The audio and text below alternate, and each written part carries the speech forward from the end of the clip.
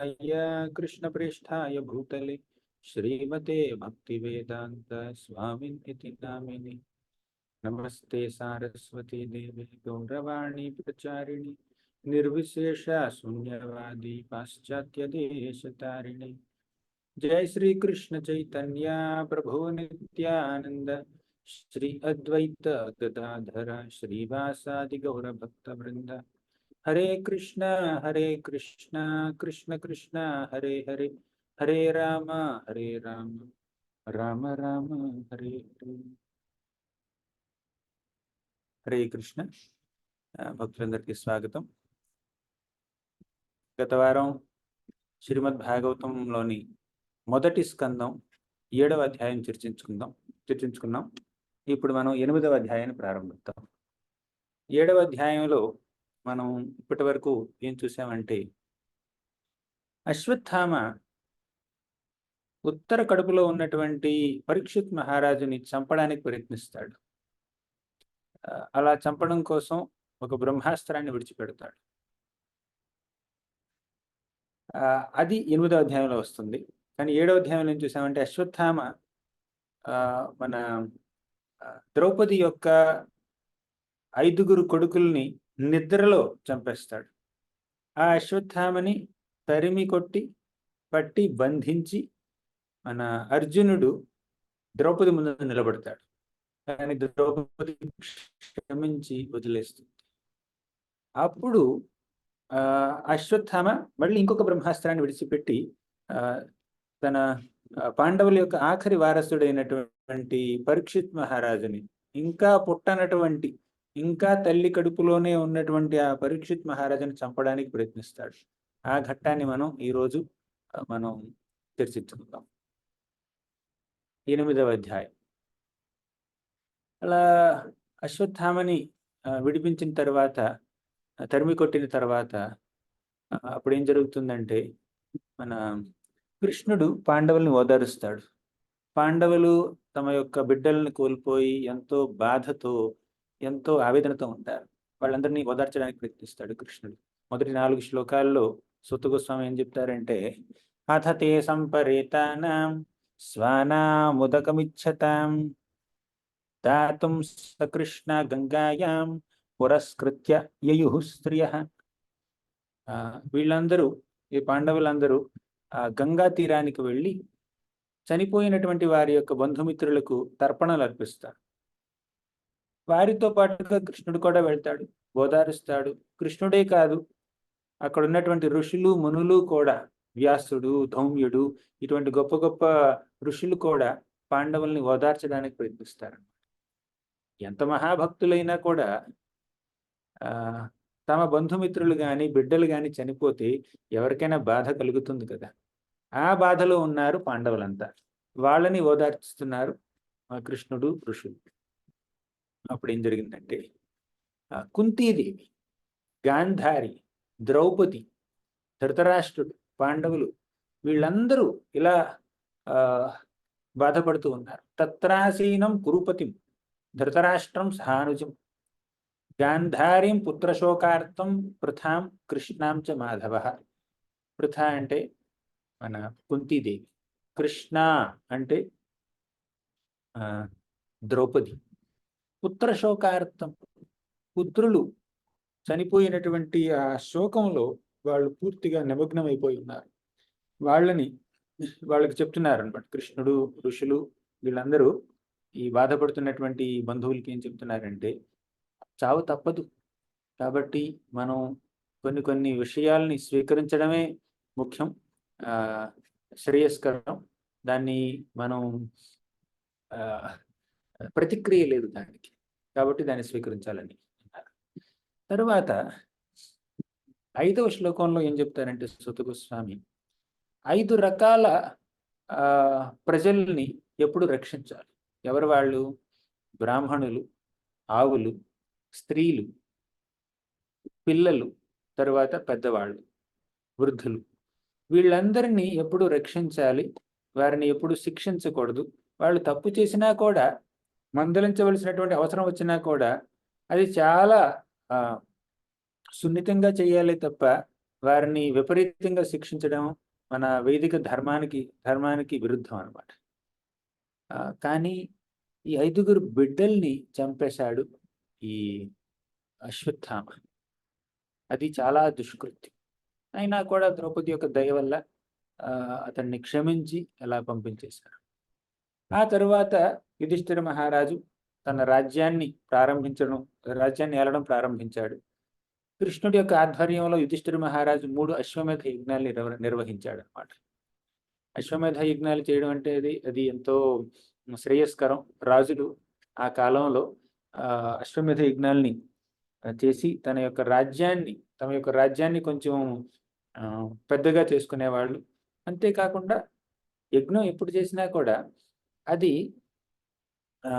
మానవాళికి మంచిది చేకూరుస్తుంది.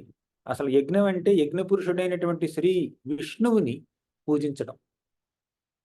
ఇంతకుముందు జనాలు మన రాజులు యాగాలు ఎందుకు చేసేవాళ్ళంటే వాళ్ళకి ప్రజల యొక్క శ్రేయస్సును కోరి చేసేవాళ్ళు. అంతేకాకుండా భగవంతుడి ప్రీత్యర్థం చేసేవాళ్ళు. అది యజ్ఞం యొక్క మహత్తు, యజ్ఞం యొక్క ఇంపార్టెన్స్ అన్నమాట.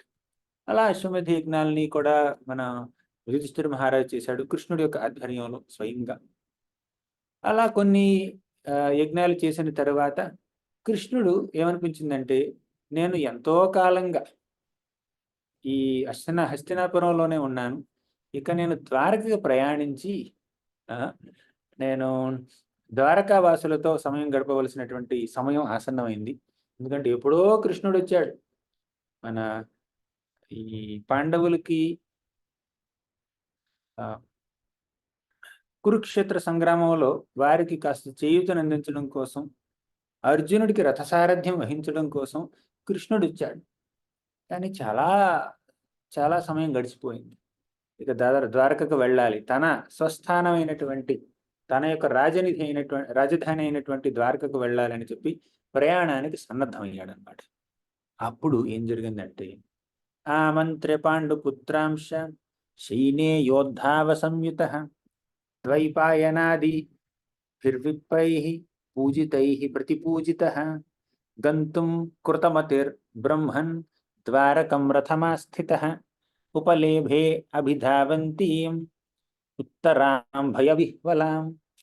ఇక్కడ ఏం చెప్తున్నారంటే, ఆమంత్ర్య పాండుపుత్రాంశ, పాండుపుత్రుల యొక్క ఆమంత్రణ మేరకు, అంటే వారి యొక్క అభ్యర్థన ఆహ్వానం మేరకు కృష్ణుడు వచ్చాడు. వారితో పాటు ఉన్నాడు చాలా సుఖం. తరువాత ఆయన్ని ఎంతో మంది గొప్ప గొప్ప వాళ్ళు పూజించారు. ద్వైపాయన వ్యాసుడు పూజించాడు. పూజితై ప్రతిపూజితై. అలా కృష్ణుడు నిష్క్రమిస్తున్నటువంటి సమయంలో వీళ్ళందరూ వీడ్కోలు చెప్తున్నారు, ఆయన్ని పూజిస్తున్నారు, వేద మంత్రాలతో ఆయన్ని సాగనంపుతున్నారు. ఈ విధంగా శ్రీకృష్ణుడు రథాన్ని అధిరోహించాడు అన్నమాట. రథాన్ని అధిరోహించి ఇక ద్వారకకు వెళ్ళడానికి సన్నద్ధుడవుతున్నాడు. ఆ సమయంలో ఏం జరిగిందంటే, అకస్మాత్తుగా పాండవుల యొక్క కోడలు అయినటువంటి మన ఉత్తర అక్కడికి పరిగెత్తుకుంటూ వచ్చింది. గంతుం కృతమతిర్ బ్రహ్మన్ ద్వారకాం రథమాస్థితః. రథాన్ని అధిరోహించినటువంటి కృష్ణుడు అలా వెళ్ళబోతున్న సమయంలో ఉపలేభే అభిధావంతీం ఉత్తరాం భయవిహ్వలాం. ఉత్తరాదేవి భయవిహ్వలురాలై, అంటే ఎంతో భయంతో ఉత్తరాదేవి అక్కడికి వచ్చిందనమాట. కృష్ణుణ్ణి శరణు పొందడానికి వచ్చింది. ఎందుకంత కష్టం ఆవిడికి ఏమొచ్చింది చెప్తుంది ఇప్పుడు ఉత్తర. తన మాటల్లోనే విందాం. ఉత్తరోవాచ పాహి పాహి మహాయోగిన్. ఉత్తరోవాచ పాహి పాహి మహాయోగిన్. దేవదేవ జగత్పతే. దేవదేవ జగత్పతే. నాణ్యం త్వదభయం పశ్యే. నాణ్యం త్వదభయం పశ్యే. యత్ర మృత్యుః పరస్పరం.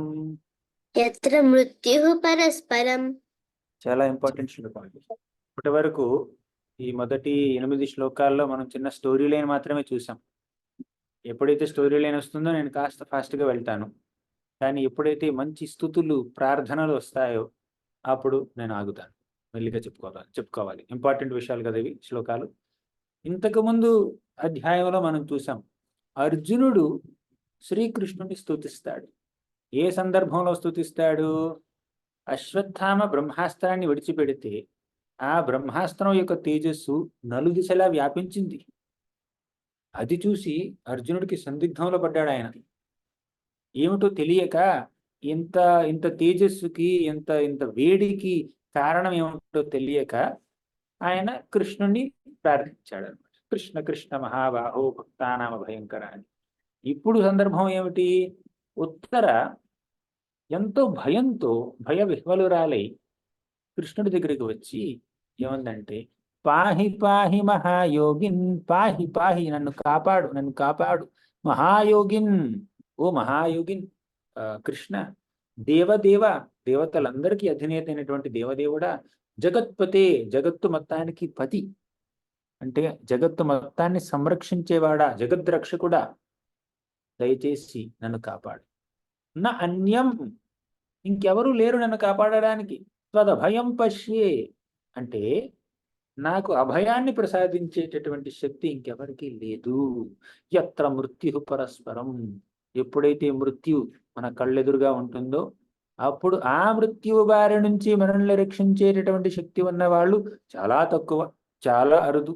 అలా శక్తి ఉన్న వాళ్ళలో ముఖ్యమైనటువంటి వ్యక్తి మన శ్రీకృష్ణుడు.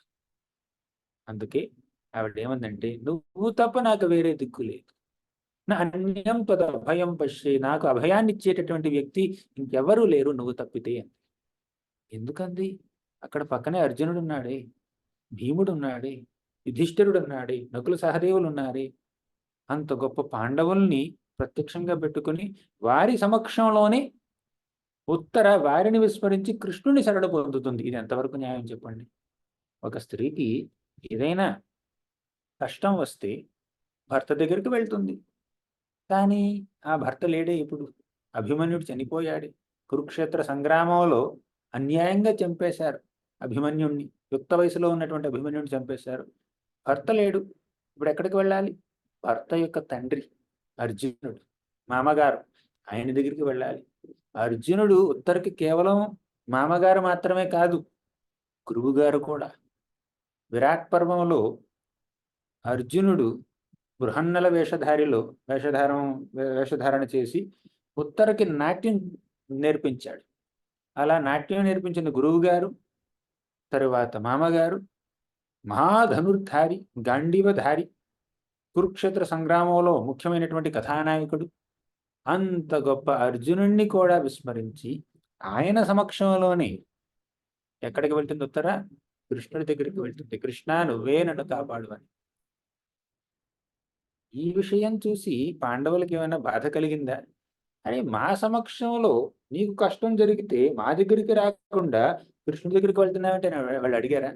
అడగలేదే. ఎలా అయితే బిడ్డ తండ్రి మీదే, ఆ తల్లి మీదే ఎప్పుడూ ఆధారపడి ఉంటుందో అదేవిధంగా భక్తులు కూడా భగవంతుడి మీదే ఎల్లప్పుడూ ఆధారపడి ఉంటారు. ఒక భక్తుడు భగవంతుడి శరణ పొందుతుంటే ఇంకో భక్తుడు చూసారే, నువ్వు నా శరణ పొందాలి, దేవుడి శరణ ఎందుకు పొందుతున్నావు అని ఎప్పుడు అనరండి. అందుకే పాండవులు కూడా కృష్ణుడి మీద ఆధారపడి ఉన్నారు. అలా ఉత్తర కూడా కృష్ణుడి మీదే అలా ఆధారపడి వచ్చి, నాయన నువ్వే నన్ను రక్షించాలి అంతే. ఇంతకీ వచ్చిన కష్టం ఏమిటి? అభిద్రవతి మామీష శరస్తప్తాయ సో విభో, కామం దహతు మాం నాథ మామే గర్భో నిపాత్యతాం. కామం దహతు మాం నాథ ఏమంటుందంటే ఉత్తర, అభిద్రవతి మామీష, ఓ ఈశా, ఓ ఈశ్వరుడా, శ్రీకృష్ణుడా, శరస్తప్తాయసో విభో, ఒక శరం అంటే ఒక బాణం. ఈ సందర్భంలో ఏమిటా బాణం? ఒక బ్రహ్మాస్త్రం. అది నా దగ్గరికి వస్తున్నట్టు నాకు అనిపిస్తుంది. నన్ను చంపడానికో, నా గర్భంలో ఉన్నటువంటి శిశువుని చంపడానికో ఎవరో ఏదో ఒక దివ్యమైనటువంటి అస్త్రాన్ని విడిచిపెట్టారు, అది నా దగ్గరికి వస్తుంది అన్నటువంటి భావన నాకు కలుగుతుంది. నాకు భయం వేస్తుంది. అది కావాలంటే నన్ను దహించని. కామం దహతు మాం నాథ, నన్ను దహించాలంటే దహించని, నాకేం ప్రాబ్లం లేదు. మామే గర్భో నిపాత్యతాం, కానీ నా గర్భంలో ఉన్నటువంటి శిశువుని మాత్రం ఆ శరం ఏం చెయ్యకూడదు అందనమాట. ఇది తల్లి యొక్క ప్రేమ. తల్లి బిడ్డల్ని సంరక్షించడానికి ఎంతో కష్టపడుతుంది. తన యొక్క ఆ ప్రాణాల్ని త్యజించడానికైనా కూడా తల్లి సిద్ధమే గాని బిడ్డని మాత్రం సంరక్షించాలని భగవంతుని ప్రార్థిస్తుంది. అది ఉత్తర తల్లి యొక్క గొప్పతనం. అలా వేడుకుందనమాట కృష్ణుడు. అప్పుడు ఏం జరిగిందంటే కృష్ణుడు ఒక చిన్న రూపాన్ని దాల్చాడు. ఎంత రూపం? అంగుష్టం ఎంతుందో అంత. అంగుష్టమాత్రం అవలం స్ఫురత్ పురటమౌళినం అపి వ్యదర్శనం శ్యామం తడిత్వాస సమచ్యుతం. ఇది 12వ అధ్యాయంలో వస్తుంది, ఇప్పుడు మళ్ళీ చెప్పుకుందాం. కానీ ఇక్కడ ఏమన్నారంటే ఉపధార్య వచస్తస్య భగవాన్ భక్తవత్సలః అపాండవమిదం కర్తుం ద్రోణేరస్త్రం అస్త్రామబుధ్యత. ఉపధార్య వచస్తస్య, ఉత్తర చెప్పినటువంటి ఆ మాటల్ని విన్నాడు కృష్ణుడు. ఆవిడ యొక్క అభ్యర్థనని స్వీకరించాడు. కృష్ణుని ఎలా వర్ణించారంటే ఇక్కడ భగవాన్ భక్తవత్సల అన్నారు. ఆయన భక్తవత్సలుడు. తన భక్తుల పట్ల ఎంతో వాత్సల్యం కలిగినటువంటి కరుణామూర్తి శ్రీకృష్ణ భగవానుడు. ఆయన ఏం గ్రహించాడంటే అపాండవమిదం కర్తుం ద్రౌణి. ద్రౌణి అంటే ద్రోణాచార్యుడి యొక్క కొడుకు. ఎవరు? అశ్వత్థామ. ఈ అశ్వత్థామ ఈ భూమిని అపాండవం చెయ్యాలని, అపాండవం అంటే ఏమిటి? పాండవులకు వారసులు లేకుండా చెయ్యాలని ఇంకొక బ్రహ్మాస్త్రాన్ని ప్రయోగించాడు. ఇప్పటికే పాండవుల యొక్క 5గురు బిడ్డల్ని చంపేశాడు, 5గురు వారసుల్ని చంపేశాడు. అంటే పాండవుల తర్వాత తరమైనటువంటి 5గురు బిడ్డలు ఇంకా లేరు. వారి తర్వాత తరం ఏమిటి? మనవడు. పాండవుల యొక్క కొడుకులు లేరు. వారికి ఉన్నటువంటి ఏకైక మనవడు ఎవరు? పరీక్షిత్ మహారాజు, అభిమన్యుడి కొడుకు. ఆ అభిమన్యుడి యొక్క కొడుకు అయినటువంటి పరీక్షిత్తును కూడా చంపేస్తే, ఇంకా పుట్టకముందే చంపేస్తే ఇక పాండవులకి వారసులు ఉండరు అన్నటువంటి ఒక కోరికతో, ఒక హేయమైనటువంటి ఉద్దేశంతో మన అశ్వత్థామ ఇంకొక బ్రహ్మాస్త్రాన్ని ప్రయోగించాడు. అప్పుడు కృష్ణుడు ఏం చేశాడు? ఒక చిన్న రూపం దాల్చి ఆ తల్లి యొక్క గర్భంలోకి ప్రవేశించాడు. ఉత్తర యొక్క గర్భంలోకి ప్రవేశించాడు. ప్రవేశించి ఆ బ్రహ్మాస్త్రం యొక్క తేజస్సుని తన యొక్క స్వంత తేజస్సుతో పూర్తిగా సమూలంగా నాశనం చేసి ఆ చిన్న బాలుణ్ణి, ఇంకా పుట్టనటువంటి పసుగంది అయినటువంటి బాలుణ్ణి, తల్లి గర్భంలోనే ఉన్నటువంటి ఆ పరీక్షిత్ మహారాజుని ఆయన సంరక్షించాడు. అదన్నమాట. కృష్ణుడు ఈ విధంగా బ్రహ్మాస్త్రం యొక్క తేజస్సుని తన తేజస్సుతో ఓడించేశాడు. అది మనం ఇప్పటి వరకు 12 శ్లోకాల్లో మనం చెప్పుకున్నటువంటి విషయం. తర్వాత కృష్ణుడు ఈ పాండవులందరినీ రక్షించాడు ఎన్నోసార్లు. పాండవుల యొక్క మనవడైనటువంటి ఈ పరీక్షిత్ మహారాజును కూడా రక్షించాడు. అప్పుడు ఏం జరిగిందంటే ఇంకొక విషయం 15వ శ్లోకంలో ఏం చెప్తారంటే, మనకి నేను అన్ని శ్లోకాలు చదవట్లేదండి, స్టోరీ చెప్తున్నాను నేను. అంతస్థః సర్వభూతానాం ఆత్మా యోగేశ్వరో హరి స్వమాయయా అవృణోద్గర్భం వైరాట్యాః కురుతంతవే. వైరాట్య అంటే విరాటరాజు యొక్క కుమార్తె. ఎవరు? ఉత్తర. అంతస్థః సర్వభూతానాం, అంతస్థః అంటే లోపలికి ప్రవేశించాడు. సర్వభూతానం అందరిలోనూ ఉన్నటువంటి ఆ పరమాత్మ ఆవిడిలో కూడా ఉన్నాడు, ఆవిడ హృదయంలో కూడా ఉన్నాడు. కానీ ఇప్పుడు ఆవిడ గర్భంలోకి ప్రవేశించాడు. ఎందుకంటే ఆయన యోగేశ్వరుడు, హరి. అసలు హరి అన్న మాటకి అర్థం ఏమిటో తెలుసా మీకు? హరి అంటే హరించేవాడు అని. ఏమి హరిస్తాడు భగవంతుడు? ఏమి దొంగలిస్తాడు భగవంతుడు? కృష్ణుడు బృందావనంలో వెన్న దొంగలిస్తాడు. కానీ అంతేకాదండి, బృందావనంలో వెన్న దొంగలిస్తాడు. వెన్న దొంగిలించి ఆ వెన్న ఎవరు చేశారో ఆ గోపికలందరి యొక్క హృదయాల్ని కూడా దొంగలిస్తాడు. అంతేకాకుండా ఆయన వెన్న దొంగతనం చేసేటటువంటి లీలల్ని శ్రవణం చేసేటటువంటి భక్తులు ఉన్నారు చూడండి, వారి యొక్క మనసుల్ని కూడా హరిస్తాడు. వెన్నని దొంగలిస్తాడు, వెన్న చేసినటువంటి గోపికల్ని దొంగలిస్తాడు, ఆయన చిలుపు చేష్టలు వినేటటువంటి మనందరి యొక్క మనసుల్ని కూడా దొంగలిస్తాడు. అంతేకాదు మన కష్టాలని కూడా హరిస్తాడు. అందుకే ఆయన్ని హరి అన్నారనమాట. ఆ హరి యోగేశ్వరుడు. కొంతమంది వారికి ఎన్నెన్నో యోగ సిద్ధులు ఉంటాయి. అణిమ, మహిమ, లఘిమ, గరిమ, ప్రాప్తి, ఈశిత్వ అని గొప్ప గొప్ప సిద్ధులు ఉంటాయి. వారు చాలా పెద్దగా మారుతారు, చిన్నగా మారుతారు, సూక్ష్మంగా తయారవుతారు. అలా ఎన్నెన్నో రకాల సిద్ధులు ఉంటాయి. కానీ యోగేశ్వరుడు శ్రీకృష్ణుడు. ఆయనకున్న ఆయనకున్నటువంటి సిద్ధులు ఇంకెవరికి ఉండవండి. అందుకే ఇది పెద్ద ఆశ్చర్యమేం కాదు. స్వమాయయ, ఆయన యొక్క స్వంత శక్తితో ఆవృణోద్గర్భం, ఆ ఉత్తర యొక్క గర్భాన్ని చక్కగా ఆవరించి ఆ బిడ్డని సంరక్షించాడు. ఇదేదో పెద్ద విషయం అని మీరు అనుకోవచ్చు, కానీ ఇదేం ఆశ్చర్యకరం కాదండి. ఏమాత్రం కాదు. బ్రహ్మశిరస్త్వమోఘం చ ప్రతిక్రియా, బ్రహ్మ బ్రహ్మాస్త్రానికి కూడా ప్రతిక్రియ చేసేటటువంటి శక్తి కృష్ణుడిలో ఉంది. అసలు బ్రహ్మదేవుడు పుట్టిందే విష్ణువు యొక్క నాభి నుంచి. ఆ విష్ణువుకి బ్రహ్మ యొక్క శక్తిని ఎదుర్కోవడం పెద్ద విషయం కాదండి. వైష్ణవం తేజ ఆసాద్య సమస్యా సామ్యత్ భృగుద్వ. వైష్ణవం తేజ ఆసాద్య, వైష్ణవ తేజంతో ఆ బ్రహ్మ తేజస్సుని హరించేశాడు. మామం స్థాహ్యేతదాశ్చర్యం సర్వాశ్చర్యమయేచ్యుతే య ఇదం మాయయా దేవ్యా సృజత్యవతిహంత్యజ. మామం స్థాహ్యేతదాశ్చర్యం. అర్థం చేసుకోండి, ఇది గొప్ప ఆశ్చర్యమేం కాదు. కృష్ణుడు బ్రహ్మాస్త్రం యొక్క తేజస్సుని హరించడం, ఓడించడం అనేది పెద్ద ఆశ్చర్యమైనటువంటి ఘటనేం కాదండి. సర్వాశ్చర్యమయే అచ్యుతే. ఆ అచ్యుతుడు భగవంతుడు అన్ని ఆశ్చర్యాలకి నెలకొలవండి. అచ్యుత అని ఎందుకన్నారు తెలుసు? అచ్యుత అంటే పడిపోవడం, విఫలం అవ్వడం. అచ్యుత అంటే ఎప్పుడూ విఫలం కానటువంటి వ్యక్తి, ఎప్పుడు ఓడిపోయినటువంటి వ్యక్తి, ఎప్పుడు తన ప్రయత్నాలు ఫెయిల్ అవ్వవన్నమాట. అటువంటి వ్యక్తిని అచ్యుత అంటారు. ఇంతకీ ఏ ప్రయత్నంలో భగవంతుడు ఫెయిల్ అవ్వడు? చాలా ప్రయత్నాల్లో ఫెయిల్ అవ్వడు, అసలు ఏ ప్రయత్నంలో ఫెయిల్ అవ్వడు. కానీ ముఖ్యమైనటువంటి ప్రయత్నం ఏమిటో తెలుసా? తన భక్తుల్ని సంరక్షించే ప్రయత్నంలో మాత్రం ఎప్పుడు విఫలం కాడు. తన భక్తుల్ని ఎప్పుడూ సంరక్షిస్తూ ఉంటాడు. అందుకే ఆయన్ని అచ్యుత అన్నాడు. అలా ఉత్తరామాతని రక్షించడం, ఉత్తర యొక్క కుమారుణ్ణి రక్షించడం అనేది గొప్ప ఆశ్చర్యమేం కాదు. మామంస్థాహేతదాశ్చర్యం, దీని ఆశ్చర్యంగా పరిగణించకండి మీరు. యయిదం మాయయా దేవ్యా సృజత్యవతి హంత్యజ.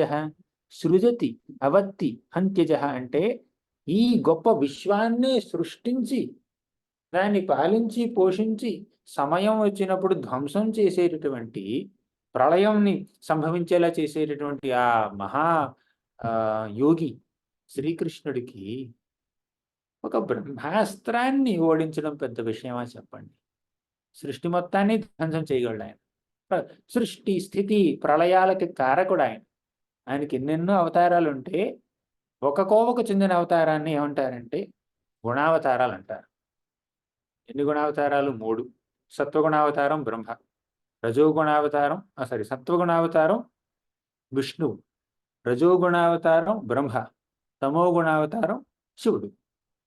ఇలా ఈ 3 అవతారాలకి, 3 గుణావతారాలకి మూలమైనటువంటి ఆ భగవంతుడికి ఒక బ్రహ్మాస్త్రాన్ని ఓడించడం పెద్ద విషయం కాదంటున్నారు.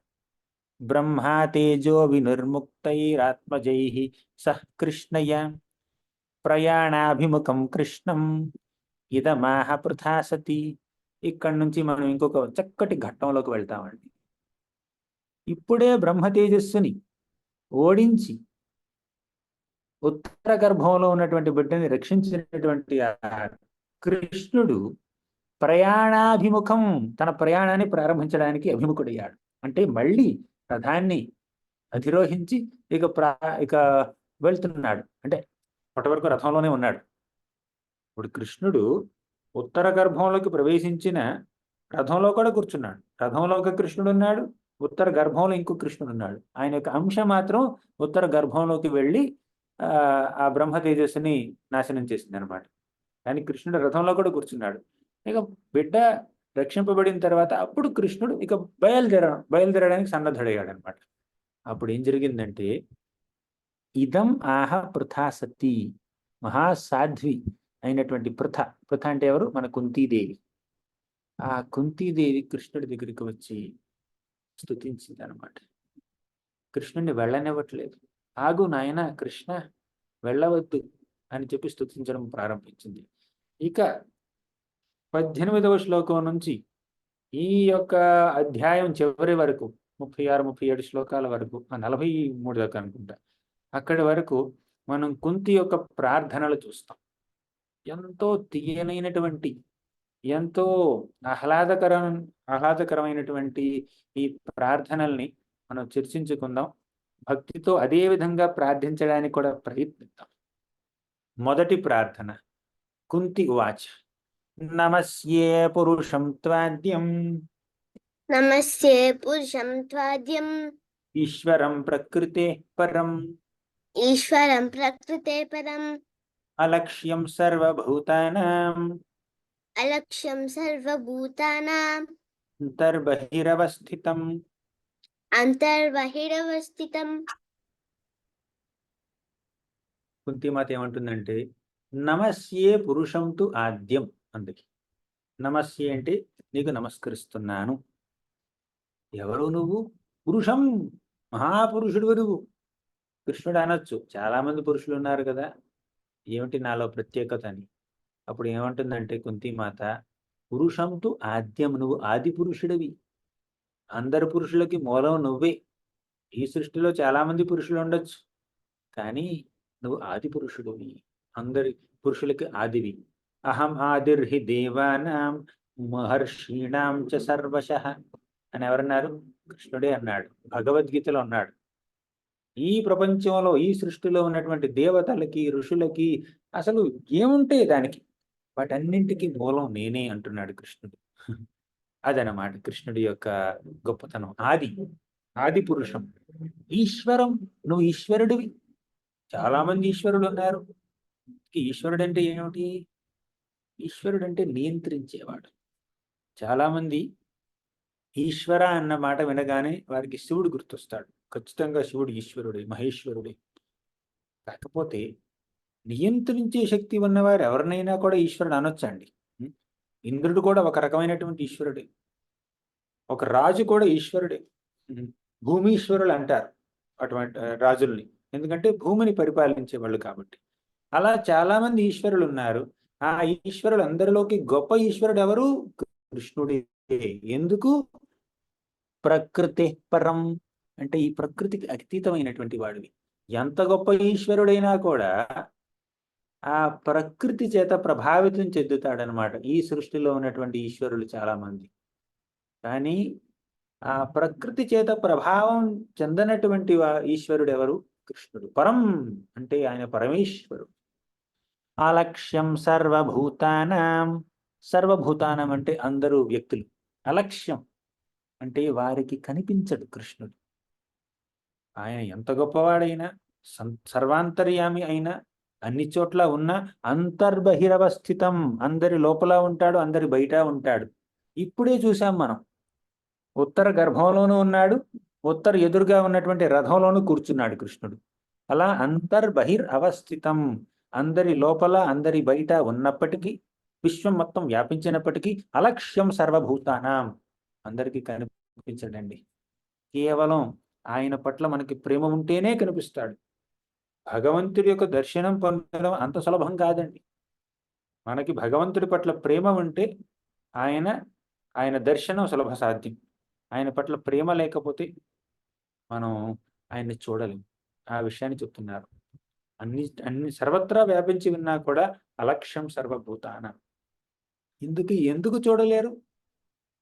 అంతా వ్యాపించి ఉన్నటువంటి ఆ భగవంతుణ్ణి ఎందుకు చూడలేరు అందరూ? ఆ విషయాన్ని 19వ శ్లోకంలో చెప్తుంది అనమాట కుంతిమాత.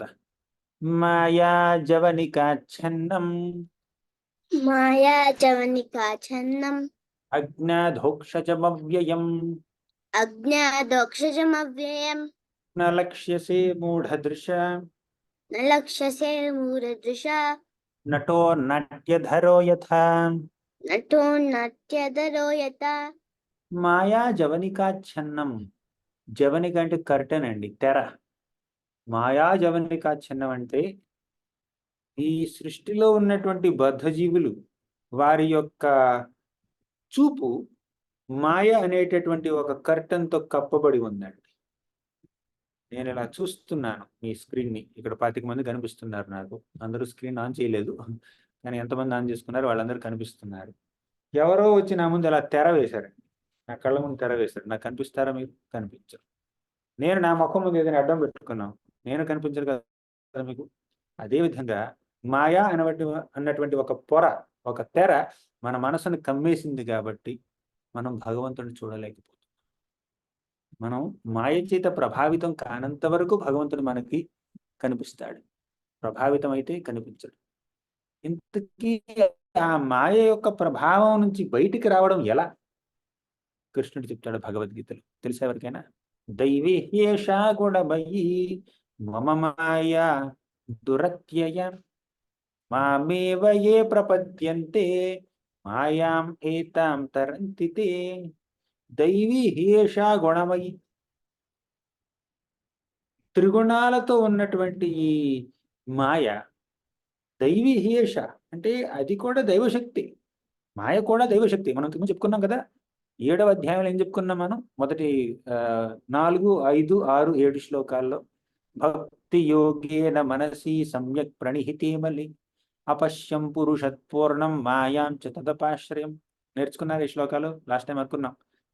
7వ అధ్యాయంలో 4, 5, 6, 7 శ్లోకాలు నేర్చుకోవాలని కృషి నేర్చుకున్నాడు. 7 ఏళ్ల పిల్లలు నేర్చుకుంటున్నాడండి. పెద్దవాళ్ళు కూడా నేర్చుకోవాలి. ఇప్పుడు ఇక్కడ ఏం చెప్తున్నారంటే భక్తి యోగేన మనసి సమ్యక్ ప్రణిహితే అమలే అపశ్యత్ పురుషం పూర్ణం మాయాం చ తదపాశ్రయం. మన వ్యాస మహర్షి తన యొక్క ధ్యానంలో కృష్ణుడిని చూశాడు. కృష్ణుడి వెనుకే ఉన్నటువంటి మాయను చూశాడు. ఆ మాయకి 3 లక్షణాలండి. ఏమిటవి? 3 గుణాలు: సత్వగుణం, రజోగుణం, తమోగుణం. ఈ సత్వరజస్తమో గుణాలు అన్నటువంటి ఈ 3 గుణాలతో మాయ భౌతిక జీవుణ్ణి, బద్ధ జీవుణ్ణి కప్పేస్తుందండి. తెరలాగా కప్పేస్తుంది, పొరలాగా కప్పేస్తుంది. అలా మాయ చేత ప్రభావితమైనటువంటి వ్యక్తి చూడలేడు భగవంతుడిని. మాయా జవనికాచ్ఛన్నం అజ్ఞాధోక్షజమవ్యయం. ఎవరి మనసుని మాయ కప్పగలుగుతుంది? అజ్ఞా అంటే అజ్ఞానుల యొక్క మనసును మాత్రం కప్పేస్తుంది. అప్పుడు వారికి అధోక్షజం అవ్యయం. అధోక్షజుడు అయినటువంటి, అవ్యయుడు అయినటువంటి ఆ శ్రీకృష్ణుడు కనపడాడు. నలక్ష్యసే మూఢదృశ. మూఢదృశ అంటే అటువంటి మూఢులు, వారి యొక్క దృష్టి మాయ చేత కప్పబడిపోయింది. సత్వరజస్తమో గుణాల చేత పూర్తిగా ప్రభావితులైపోయారు వాళ్ళు. అటువంటి వారికి కనిపించదండి, కనిపించడు భగవంతుడు. ఎలా కనిపించడు? నటో నాట్యధరో యథ. కుంతిమాత ఒక చిన్న ఉదాహరణ ఇస్తుంది, చిన్న ఎగ్జాంపుల్ ఇస్తుంది. నటో నాట్యధరో యథ అంటే మీరు డ్రామా మీద ఒక గొప్ప ప్రదర్శన జరుగుతుంది. ఎంతోమంది నటీనటులు ఉన్నారు. వాళ్ళు ఏవో గొప్ప గొప్ప వేషాలు వేసుకుని ఏదో ఒక విధంగా వారు నాట్యం చేస్తున్నారు. అటువంటి వారి యొక్క నాట్యాన్ని కానీ, వారి యొక్క ముఖ కవళికలు కానీ సాధారణ మానవులు గుర్తించలేరు. బాగా పరిచయమైనటువంటి నటుడైతే గుర్తిస్తారేమో మీరు. కానీ పరిచయం లేకుండా ఎవరు ఈ క్యారెక్టర్ ఇచ్చినటువంటి ఆ వ్యక్తి ఎవరు మనకు తెలియదు. సరే, నాట్యం దాన్ని ఏమంటారు? నాటకం కాదు, నాట్యం జరుగుతుంది అనుకుందాం. అప్పుడప్పుడు ఈ క్లాసికల్ నాట్యం ఉంటుంది చూడండి, క్లాసికల్ డ్యాన్స్, కూచిపూడి, కథకళి, భరతనాట్యం, ఇలా నాట్యం చేసేటటువంటి వాళ్ళు ఆ కళాకారులు ఏవేవో కొంచెం చేతులతో సైకిల్ చూపిస్తారు. ఇలా అంటారు, అలా అంటారు. అదంతా సాధారణ మానవులకు అర్థం కాదండి. ఇలా అంటారు అంటే అది కలువ పువ్వు అని, ఇలా అంటారు అంటే విష్ణువు గురించి చెప్తున్నారు వాళ్ళు. ఇది విష్ణువు ఇలా అంటే. లేదంటే ఇలా అంటారు, ఇక కాళికాదేవి అనొచ్చు, లేదా నరసింహస్వామి అనొచ్చు. అంటే వారు యొక్క ముఖ కవళికలు, చేతులు, కాళ్ళు ఎలా కదులుతున్నాయో వాటిని బట్టి వారు ఏం చెప్పదలుచుకున్నారో మనకు తెలిసిపోతుంది. ఇది మనకి ఆ నాట్యం మీద కాస్త అవగాహన ఉంటే. చిన్నపిల్లలు ఉంటారు, వాళ్ళకి అర్థం కాదు. చిన్న పిల్లలకైతే అర్థం కాదు. తర్వాత నాట్యం, ఆ కళ కళ మీద అవగాహన లేనటువంటి వాళ్ళకి అర్థం కాదు. కానీ ఆ నాట్య కళ మీద కాస్త అవగాహన ఉన్న వాళ్ళకి అర్థమవుతుంది. ఇప్పుడు చాలామంది గాయకులు ఉంటారు. వాళ్ళు ఏవేవో రాగాలు పాడుతూ ఉంటారు. రాగాలేమిటి? తాళం ఏమిటి? అదంతా తెలిసిన వాళ్ళకి అర్థమవుతుంది. వాళ్ళు ఏం రాగం పాడుతున్నారు. ఒక రాగం నుంచి ఇంకో దగ్గరికి అలా అలా మారుస్తూ ఉంటే, తాళం వేస్తూ ఉంటే ఆహ్, సంగీతాన్ని ఆస్వాదించే వాళ్ళుంటారు చూడండి. వాళ్ళు ముగ్ధులైపోతారనమాట. ఇక్కడి నుంచి అక్కడికి వెళ్లారు. అక్కడి నుంచి ఇక్కడికి వెళ్లారని. కానీ ఆ సంగీతం సరిగ్గా తెలియని వాళ్ళు ఏమనుకుంటారు? వాళ్ళు ఆలాపన చేస్తూ ఉంటే వాళ్ళకేమనిపిస్తుంది? ఏమన్నా వాళ్ళకి ఏమన్నా బాధ కలిగిందేమో, ఆకలేస్తుందేమో, అన్నం పెట్టండి ఎవరినైనా, ఎవరైనా ఏడుస్తున్నాడు అక్కడ, స్టేజ్ మీద కూర్చొని ఏడుస్తున్నాడు అని అంటారు. అంటే వాళ్ళకి మ్యూజిక్ మీద, సంగీతం మీద అవగాహన లేదు. నాట్యం మీద అవగాహన లేదు. నాటకం ఏమిటో అర్థం కావట్లేదు. అవగాహన ఉన్న వాళ్ళకి అర్థమవుతుంది. అవగాహన లేని వాళ్ళకి అర్థం కాదు. అదే విధంగా భక్తి ఉన్న వాళ్ళకి భగవంతుడు అర్థం అవుతాడు. భక్తి లేని వాళ్ళకి అర్థం కాడు.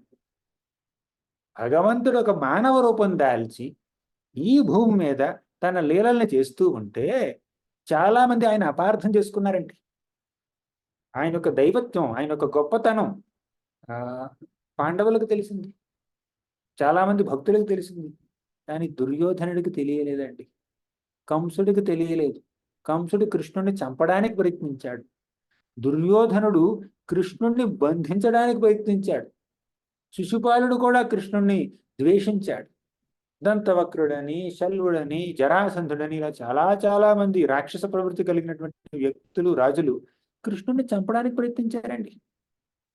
కానీ గొప్ప గొప్ప భక్తులున్నారు. సుధాముడని, తర్వాత రుక్మిణీదేవి, ఆ తర్వాత మన బృందావనంలో ఉన్నటువంటి గోపికలు, గొప్ప బాలకులు, ఆవులు, దూడలు, నెమళ్ళు ఇవన్నీ కృష్ణుణ్ణి ప్రేమించాయి. ఇలా చూస్తే మనం ఎవరికైతే భక్తి ఉంటుందో వారికి భగవంతుడు అర్థమవుతాడు. ఎవరిలో అయితే భక్తి లేదో వారికి భగవంతుడు అతీతుడు. అందుకే మాయాజవనికాచ్ఛన్నం అజ్ఞాధోక్షితమవ్యయం. మన మనసుని మాయ అన్నటువంటి ఒక తెర కప్పేస్తుంది. కాబట్టి ఆ తెర నుంచి మనం బయటపడాలి. ఎలా బయటపడాలి? దైవీ హేషా గుణమయీ మమ మాయా దురత్యయ మామేవయే ప్రపద్యంతి. ఆయన్ని శరణ పొందితే అప్పుడు మాయామయతాం తరంతితే. మాయ నుంచి ఆయన మనల్ని బయటపడేస్తాడు. అప్పుడు ఆయన మనం చక్కగా తెలుసుకోగలుగుతాం. ఆయన శరణ ఎలా పొందాలి? జపం చెయ్యాలి. భగవంతుడి యొక్క నామాల్ని జపించాలి. ఆయన్ని పూజించాలి. ఆయన గురించి శ్రవణం చెయ్యాలి. శ్రవణ కీర్తనాల ద్వారా భగవంతుడి భక్తి చేస్తే అప్పుడు మాయ నుంచి మనం విముక్తులు అవుతాం. తర్వాత 20వ శ్లోకం ఏమంటుందంటే, తథా పరమహంసానాం మునీనాం అమలాత్మనాం భక్తి యోగ విధానార్థం కథం పశ్యేమ హి స్త్రియః. ఇక్కడ కుంతిమాత ఏమంటుందంటే, కృష్ణ, మాయచేత ప్రభావితులైనటువంటి బద్ధజీవులకి నువ్వు అర్థం కావు. వాళ్ళు నిన్ను చూడలేరు, వాళ్ళు నిన్ను తెలుసుకోలేరు అంది. తర్వాత ఏమంటుంది? ఎవరికి నువ్వు విశదం అవుతావు? ఎవరు నిన్ను చక్కగా తెలుసుకోగలుగుతారు? ఎవరు నిన్ను చేరుకోగలుగుతారు, అందుకోగలుగుతారు? తథా పరమహంసానా, గొప్ప గొప్ప పరమహంసలు వాళ్ళు నిన్ను అర్థం చేసుకోగలరు. మునీనాం, గొప్ప గొప్ప మునులు అర్థం చేసుకోగలరు నిన్ను. అమలాత్మనాం, ఎవరి మనసైతే అమలంగా అంటే ఎటువంటి మలినం లేకుండా శుభ్రంగా స్వచ్ఛంగా ఉంటుందో వాళ్ళు నిన్ను అర్థం చేసుకోగలరు. ఏ మార్గం ద్వారా అర్థం చేసుకోగలరు? భగవంతుణ్ణి అర్థం చేసుకునే పద్ధతి ఏమిటి? భక్తి యోగ విధానార్థం. ఎవరి మనసులో అయితే భక్తి ఉంటుందో వాళ్ళు అర్థం చేసుకోగలరు. ఎందుకు ఈ భక్తి ఎవరి మనసులో ఉంటుంది? పరమహంసల మనసులో, ముని, అమలాత్మన వారి యొక్క మనసులో భక్తి ఉంటుంది. భక్తి ద్వారా నువ్వు భగవంతుడిని తెలుసుకోగలవు అంత అని చెప్పింది. చివరిలో ఏమంటుందంటే ఆవిడ, కథం పశ్యేమ హి స్త్రియః. ఒక స్త్రీ అయినటువంటి నాకు నువ్వేం అర్థం అవుతావు? నేను పరమహంసని కాదు, మునిని కాదు, అమలాత్మురాల్ని కాదు. నాకు నువ్వెలా అర్థం అవుతావు? అర్థం కావు అన్నమాట. అంటే ఆవిడ తన యొక్క నమ్రతని చూపిస్తుందండి. ఆవిడికి కృష్ణుడు అర్థం కాకపోవడం కాదండి. ఇప్పుడు ఇన్ని ప్రార్థనలు చేస్తుందే కుంతీమాత, ఇన్ని విధాలుగా భగవంతుని స్తుతిస్తుంది, ఆయన యొక్క తత్వాన్ని తన యొక్క స్తుతుల్లో ఎంతో చక్కగా వర్ణిస్తుంది. ఆవిడికి అర్థం కాకపోతే ఇంకెవరికి అర్థం అవుతారో చెప్తుంది కృష్ణుడు. ఆవిడికి ఖచ్చితంగా కృష్ణుడు అర్థమయ్యాడు. కానీ తన యొక్క నమ్రతతో ఏమంటుందండి, నేను ఒక సాధారణ స్త్రీని. సాధారణ స్త్రీ కాదండి, మహాపతివ్రత. 5 గొప్ప గొప్ప యోధులకి మహాభక్తులకి తల్లి, కృష్ణుడికి స్వయాన మేనత్త. ఆవిడికి అర్థం కాకపోతే ఇంకెవరికి అర్థం అవుతారు? కానీ భక్తులు ఎంత గొప్ప వాళ్ళైనా వారిని వారు తక్కువ చేసే మాట్లాడుకుంటారు. కథం పశ్యేమహి స్త్రీహ, ఒక సాధారణ స్త్రీనైనటువంటి నాకేం అర్థం కావు నువ్వు, నేనేమి పరమహంసని కాదు, మునిని కాను అంటుందన్నమాట. ఇలా చెప్పి ఆవిడకి ఎంత గొప్పదో వ్యక్తపరుచుకుందనమాట. సరే, ఇప్పుడు తర్వాత ఆవిడేమందంటే, కృష్ణాయ వాసుదేవాయ దేవకీ నందనాయ చ నందగోపకుమారాయ గోవిందాయ నమో నమః. కృష్ణాయ వాసుదేవాయ, అందరికీ తెలిసిందే ఇది, దీన్ని మనం వివరించవలసినటువంటి అవసరం లేదు, అయినా ఒకసారి చెప్తాను. కృష్ణ అంటే అందరినీ ఆకర్షించే శక్తి గల కృష్ణుడా? వాసుదేవాయ, వసుదేవుడి యొక్క తనయుడివి నువ్వు. దేవకీనందనాయచ, దేవకి యొక్క పుత్రుడివి. అంటే కృష్ణుణ్ణి వాత్సల్య ప్రేమతో కొలిచినటువంటి భక్తుల యొక్క పేర్లని ఈ స్థుతిలో ఆవిడ చెప్తుందనమాట. ఎవరు వాళ్ళు? వసుదేవుడు, దేవకి. తర్వాత నందగోపకుమారాయ, కృష్ణుడు దేవకి వసుదేవులకి మథురలో జన్మించిన, కంసుడు యొక్క కారాగృహంలో జన్మించిన వసుదేవుడు వెంటనే కృష్ణుడిని నందమహారాజు యొక్క గోకులానికి తీసుకువెళ్ళాడు. అక్కడ కృష్ణుడు నందగోప కుమారుడిగా పెరిగాడు, అందుకే నందగోప కుమారాయ అంటుంది. తర్వాత గోవిందాయ నమో నమః, గోవుల్ని రక్షించాడు, అందుకే ఆయన్ని గోవింద అంటుంది. సరే, ఇక్కడ 3 వాత్సల్య భక్తుల గురించి చెప్పారండి. ఎవరు? వసుదేవుడు, దేవకి, నందమహారాజు. ఇంకొక వాత్సల్య భక్తురాలు మిస్ అయింది ఈ శ్లోకంలో. ఎవరావిడ? యశోదామాత. వాత్సల్య భక్తుల యొక్క లిస్టు చెప్తున్నప్పుడు యశోదామాత పేరు చెప్పకుండా ఎలా ఉంటుందండి? అది తప్పు కదా. యశోదామాతని అసలు ప్రస్తావించకుండా కేవలం నందమహారాజుని, దేవకిని, వసుదేవుని మాత్రమే ఎందుకు ప్రస్తావించింది ఆవిడ? అప్పుడు ఆవిడకి ఏమనిపించిందంటే, మన యశోదామాత యొక్క స్థానం నందమహారాజు కన్నా గొప్పది, దేవకి కన్నా గొప్పది, వసుదేవుడి కన్నా గొప్పది. అసలు భగవంతుడి పట్ల ఎవరెవరికైతే వాత్సల్య ప్రేమ ఉందో వాళ్ళందరినీ ఒక పెద్ద లిస్ట్ చేస్తే ఆ లిస్టులో ఫస్ట్ ర్యాంక్ యశోదామాతకే వస్తుంది. కాబట్టి ఆ యశోదామాతని వీళ్ళందరితో కలపకుండా ఆవిడ గురించి ప్రత్యేకమైనటువంటి ఒక పెద్ద శ్లోకాన్ని నేను చెప్పాలి అని తర్వాత ఒక 4-5 శ్లోకాల తర్వాత చెప్తున్నాను. యశోదామాతకి ప్రత్యేకమైనటువంటి స్థానం ఇచ్చింది, అందరితో కలపకుండా. అందుకే ఇక్కడ యశోదామాత గురించి ప్రస్తావించలేదు. ఆ తర్వాత ఏమంటుందంటే, ఈ 3 భక్తులు ఉన్నారు చూడండి, దేవకి, వసుదేవులు, నందమహారాజు. వీళ్ళు మహాభక్తులు, వీళ్ళు గొప్ప భక్తులు, వారెంతో అదృష్టవంతులు. ఎందుకంటే నీ తల్లిదండ్రులుగా వ్యవహరించారు కాబట్టి, తల్లిదండ్రులుగా వాత్సల్య భావంతో నిన్ను సేవించారు కాబట్టి వాళ్ళు మహాభక్తులు అంతే. ఆ తర్వాత నేను కూడా అదృష్టవంతురాల్ని, వాళ్లే అదృష్టవంతులు కాదు, నేను కూడా అదృష్టవంతురాల్ని. నా అదృష్టం ఏమిటి? నీకు మేనత్తగా ఉంటూ నీ యొక్క దివ్యమంగళ విగ్రహాన్ని దర్శించుకునేటటువంటి భాగ్యం నాకు కలిగింది కాబట్టి నేను కూడా అదృష్టవంతురాల్ని అనంది. అప్పుడు తను చూస్తున్నటువంటి ఆ కృష్ణుడి యొక్క రూపాన్ని చక్కగా వర్ణించింది. నమః పంకజనాభాయ, నమః పంకజనాభాయ, నమః పంకజమాలిని, నమః పంకజమాలిని, నమః పంకజనేత్రాయ, నమః పంకజనేత్రాయ, నమస్తే పంకజాంఘ్రయే. నమస్తే పంకజాంఘ్రయే. నమః పంకజనాభాయ అంటే కృష్ణుడి యొక్క రూపాన్ని చక్కగా వర్ణిస్తుంది. పంకజనాభ అంటే, పంకజ అంటే పంకం అంటే బురద అండి. పంకజ అంటే బురదలో జన్మించినటువంటిది. ఏమిటది? కలువపు, లోటస్. పంకజ నాభాయ అంటే కలువ పువ్వు లాంటి నాభి కలిగినటువంటి వాడా, పద్మం లాంటి నాభి కలిగినటువంటి కృష్ణుడా అంటుంది.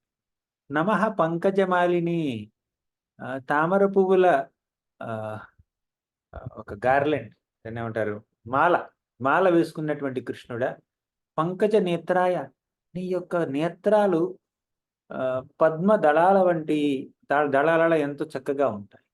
నమస్తే పంకజాంకరయే, కలువరేకులు లాంటి కాళ్ళు కలిగినటువంటి కృష్ణుడా అంటుంది. అసలు నాభి నుంచి ఎందుకు ప్రారంభించింది? జనరల్గా సాధారణంగా భక్తులు భగవంతుడి యొక్క వర్ణనని పాదాల నుంచి ప్రారంభిస్తారు, కానీ ఆవిడ నాభి నుంచి ప్రారంభించింది. ఎందుకు ప్రారంభించిందంటే ఆవిడ కృష్ణుడి కన్నా పెద్దది కదా.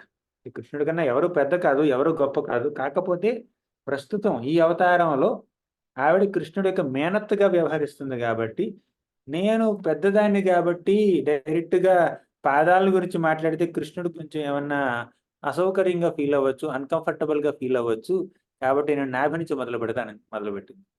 కానీ ఎంతైనా భక్తురాలు కదా, సేవకురాలు కదా, తిప్పి తిప్పి మళ్ళీ పాదాల దగ్గరికి వచ్చింది చివరిలో. అందుకే చివరిలో ఏమంది, నమస్తే పంకజాంఘ్రి అంది. అంఘ్రి అంటే కాళ్ళు. ఇంతకీ పంకజనాభాయ్ అని ఎందుకన్నారు? ఆయన యొక్క నాభి కమలం వలె ఎంతో చక్కగా ఉంటుంది. అంతేకాదు ఆయనకి ఎన్నెన్నో అవతారాలు ఉన్నాయి. ఇప్పుడే మనం గుణావతారాల గురించి ప్రస్తావించాం. పురుషావతారాలని ఇంకో 3 అవతారాలు ఉన్నాయి.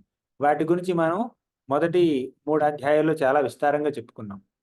ఆ 3 పురుషావతారాల్లో గర్భోదక సాయి విష్ణు అనేది ఒక అవతారం.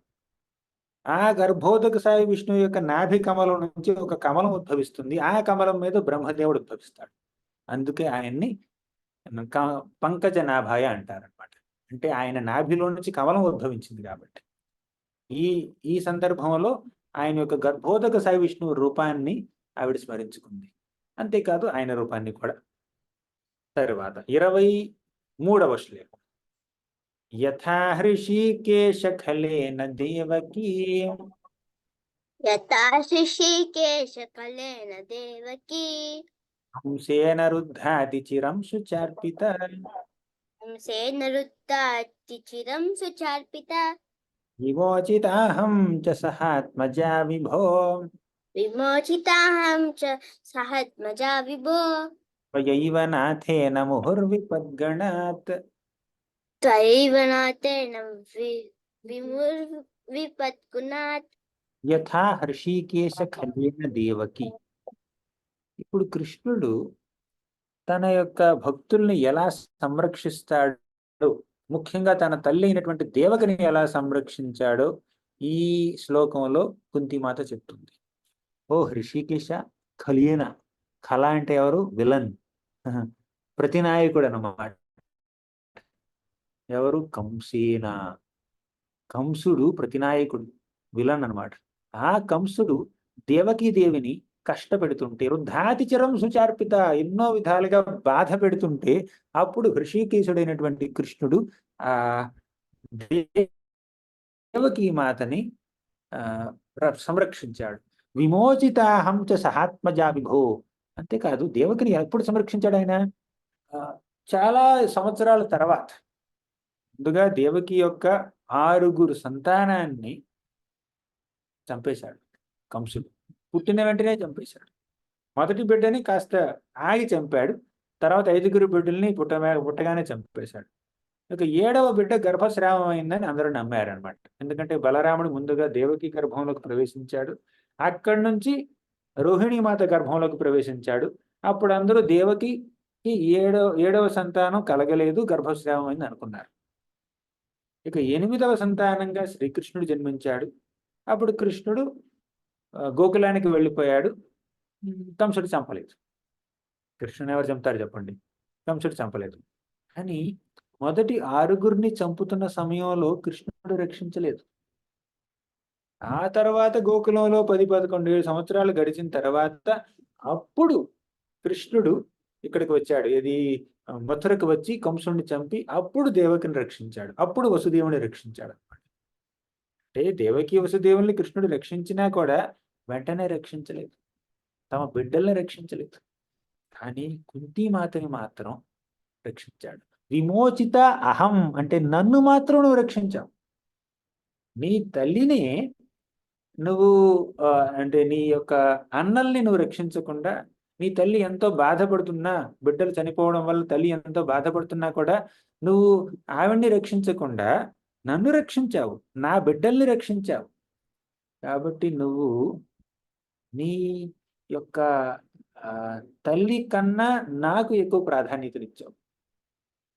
అంటే దేవకి యొక్క బిడ్డల్ని 6 బిడ్డల్ని రక్షించలేదు కానీ కుంతి యొక్క 5 బిడ్డల్ని రక్షించాడు కృష్ణుడు. అంటే ఇప్పటి వరకు ఏమంది, వాళ్ళు ఎంతో గొప్పవాళ్ళు, ఎంతో అదృష్టవంతులు, నీ తల్లిదండ్రులుగా వ్యవహరించారు, నాకు అంత అదృష్టం లేదు అనుకుంది.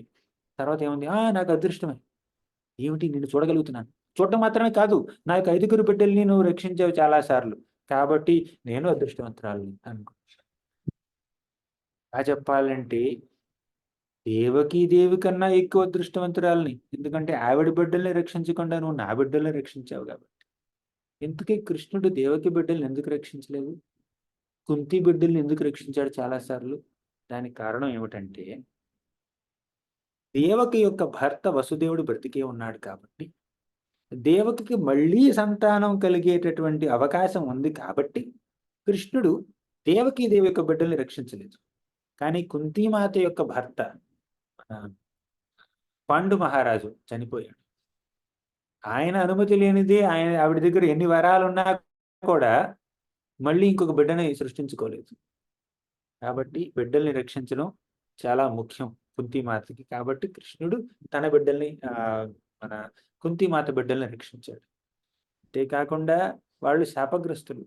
దేవకికి కలిగినటువంటి మొదటి 6 సంతానం శాపగ్రస్తులు అన్నమాట. ఆ వృత్తాంతం అంతా చెప్పుకోవడానికి మన దగ్గర ఇప్పుడు వ్యవధి లేదు, చాలా మందికి తెలిసే ఉంటుంది, కాబట్టి ఆ స్టోరీ నేను చెప్పట్లేదు. మనం దశమ స్కందానికి వచ్చినప్పుడు అప్పుడు చెప్పుకుందాం. అక్కడ ఎక్కువ డీటెయిల్గా ఉంటుంది అనమాట. అది వాళ్ళు శాపగ్రస్తులు. అంతేకాకుండా దేవకికి స్వయంగా సంతానంగా జన్మించబోతున్నాడు కాబట్టి కృష్ణుడు తనకు ముందు పుట్టినటువంటి 6 సంతానం చనిపోయినా కూడా పర్వాలేదు, దేవకి మాతకి ఏదో ఒక విధంగా నేను ఓదార్పు కల్పిస్తున్నాను కాబట్టి ఆవిడ్ని నేను కుంతి మాతకి ఎక్కువ ప్రాధాన్యత ఇస్తానని అనుకున్నాడు. ఈ విధంగా కృష్ణుడు తనకు చేసినటువంటి ఆ సహాయాన్ని గుర్తు చేసుకుంటుంది అనమాట. భక్తులకి భగవంతుడి పట్ల ఎంతో కృతజ్ఞత ఉంటుంది. దేవుడు నిర్లక్ష్యం చేశాడన్నా కూడా, నిర్లక్ష్యం చేశాడు అనిపిస్తున్నా కూడా అది నిర్లక్ష్యం కాదండి, అది కూడా దయ. ఆ విషయాన్ని కుంతిమాత ఇప్పుడు గుర్తుపెట్టుకుని కృతజ్ఞత తెలుపుతుంది అనమాట. త్యయైవ నాథేన ముహుర్విపద్గణాత్, ఎన్నెన్న విపత్తుల నుంచి నువ్వు మమ్మల్ని రక్షించావు. ఏమిటా విపత్తులు? ఉదాహరణ చెప్తుంది అనమాట, కొన్ని గుర్తు చేసుకుంటుంది. విషాన్మహాగ్నేః పురుషాద దర్శనాత్, విషాన్మహాగ్నేః పురుషాద దర్శనాత్, అసత్సభాయా వనవాసకృచ్ఛ్రుతః, సత్సభాయా వనవాసకృచ్ఛ్రుతః, మృధే మృధేనేక మహారథాస్త్రతో, మృదేనేక మహారథాస్త్రతో, ద్రౌణ్యస్త్రతశ్చాస్మ హరేభిరక్షితాః, ద్రౌణ్యస్తతశ్చాస్మ హరేభిరక్షితాః. విషాన్, ఒకసారి భీముడు చిన్న బాలుడిగా ఉన్నప్పుడు విషప్రయోగం చేశాడు దుర్యోధనుడు, శకుని అందరూ కలిసి. కానీ కృష్ణుడు రక్షించాడు. మహాగ్నేహే, వారిని అందరినీ లాక్షాగ్రహంలో పెట్టి సజీవంగా దహించడానికి ప్లాన్ వేశాడు మన దుర్యోధనుడు, అయినా కృష్ణుడు రక్షించాడు. పురుషాద దర్శనాత్, పురుషాద అంటే మానవుల్ని తినే, ఇది మనిషి మాంసం తినేటటువంటి రాక్షసులు, వారి నుంచి కూడా రక్షించాడు. ఎవరు వాళ్ళు? ఈ పాండవులంతా అడవుల్లో తిరుగుతున్నప్పుడు హిడింబాసురుడు, బకాసురుడు అనేటటువంటి గొప్ప గొప్ప రాక్షసులు వారిని ముట్టడి చేశారు. అప్పుడు భీముడు వెళ్ళి వాళ్ళని చంపాడు. భీముడికి ఈ రాక్షసులను చంపేటటువంటి శక్తిని ప్రసాదించినటువంటి ఆ భగవంతుడెవరు? కృష్ణుడే. అంతేకాదండి, ఇంకా చాలా ఉన్నాయి. అసత్సభాయ, ఆ అసత్సభలో, జూదమాడినటువంటి ఆ గొప్ప సభలో దుశ్శాసనుడు ద్రౌపది యొక్క కురులు పట్టుకుని ఈడ్చి తీసుకొచ్చాడు. ఆవిడని నిర్వస్త్రణ చేయడానికి ప్రయత్నించాడు, కానీ కృష్ణుడు రక్షించాడు. అది జరగనివ్వలేదు.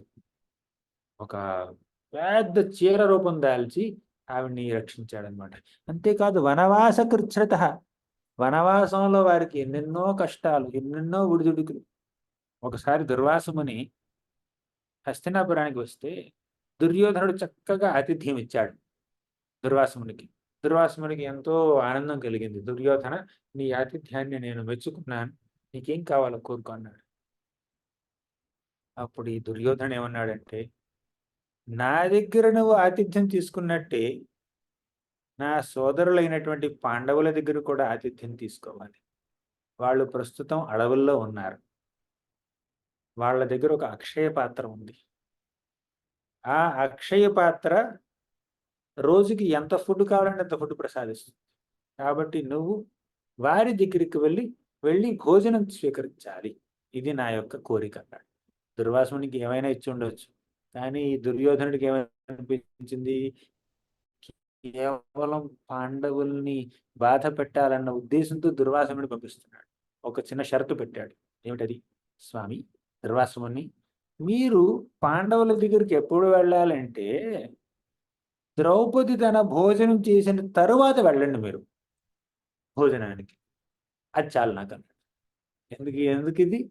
ద్రౌపది భోజనం చేసిన తర్వాత అక్షయ పాత్ర ఇంకేటువంటి ఫుడ్ ఇవ్వదు ఆ రోజుకి, మళ్ళీ నెక్స్ట్ రోజే.